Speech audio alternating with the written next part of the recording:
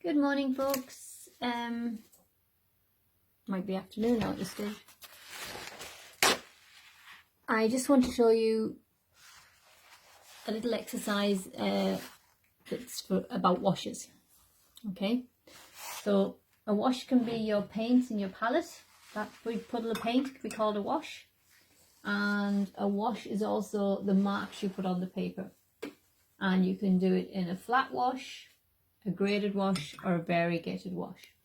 So there's a lot of technical stuff for you to get you going this morning. Now, here we go. I've got blue paint, and I'm just going to do the first type of wash, which is a flat wash. So basically, you're just going to put your brush down loaded with paint and bring it across. All right?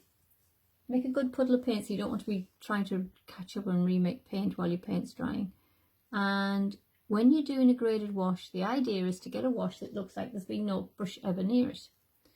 So you just go underneath, you don't go back on top of the paint you've done, and you just let it flow down. Now, this paint down here in the big puddle is called a bead. And this is what we watercolorists love. We love our bead, because the bead means your painting is going to stay alive. You can keep moving it and keep doing things once you can see that bead. So this is just a very nice, smooth, graded wash. I'm doing it nice and slow for you. I would normally zip down this. So as you can see, you can't really see the brush marks. I'm just bringing it down, and at the bottom I've got this lovely big bead. And I'm just going to, without going back into my palette again, I'm just going to bring it down to the end. I should tidy this up, but you can see this is the effect you're looking for. Smooth, carried to the very end.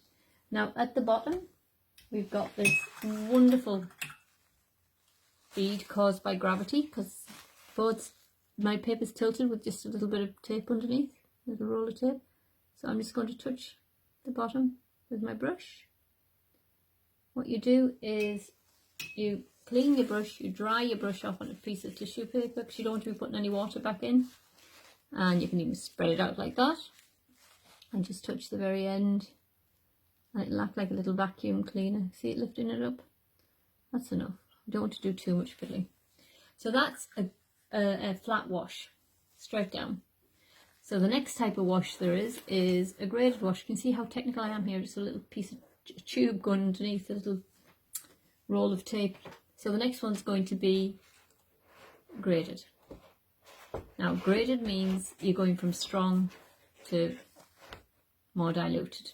You did this when you did your blue squares. It's the same thing, only in wash. You were wondering why I made you do that. Okay. Now, again, brush is loaded with paint. I start at the top, and I do a nice dark stroke, and go back in. Same paint, do another dark stroke. Sure why not, we'll do another one. So we'll do another dark stroke. So there's my bead going again, coming down the exact same way as I started this one. But now I go into my water, I shake the paint off my brush, and then I go back into my little puddle of blue paint and I dilute it.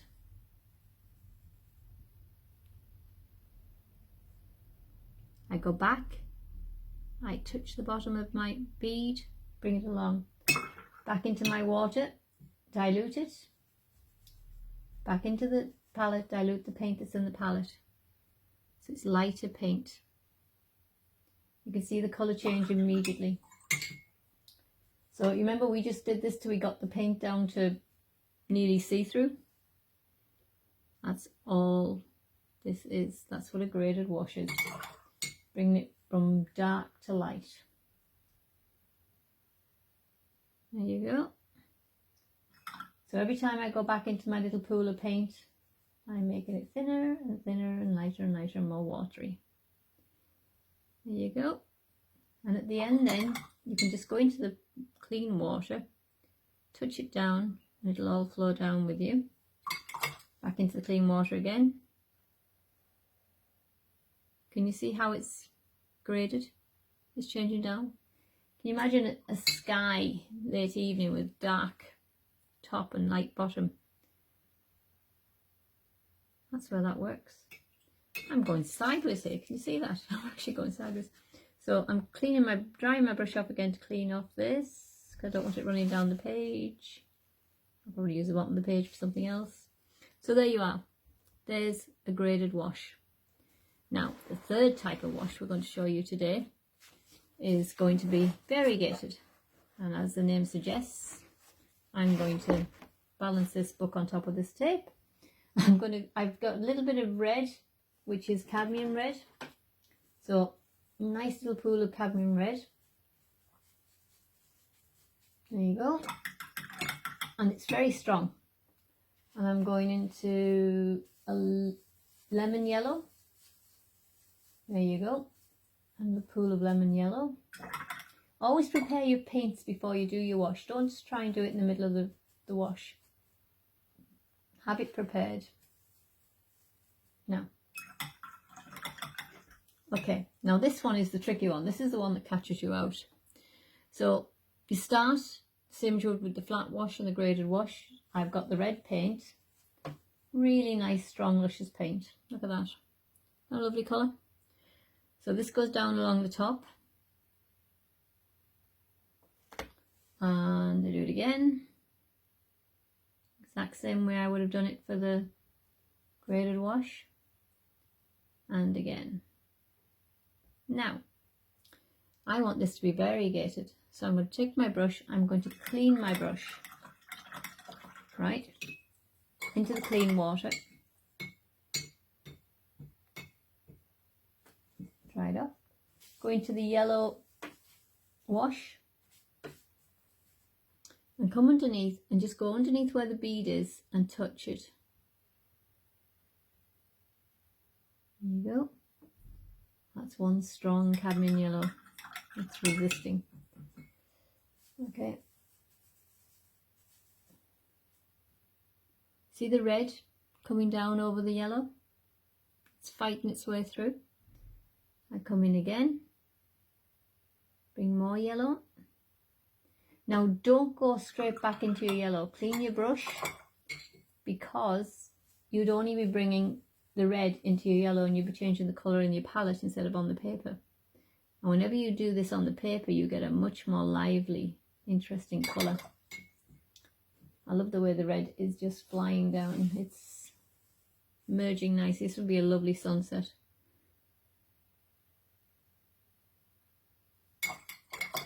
Clean your brush, back into your yellow. Don't anybody notice that I hadn't enough yellow made. There you go. Now, back down again. See what the yellow is becoming more dominant. I can go straight into the yellow now because there's very little or any. Now, there you are. If I was in a real hurry for this and I wanted to make this wash mix even more, I'd tilt it up more. If I was in my studio, I'd tilt it up more. Now, take this away.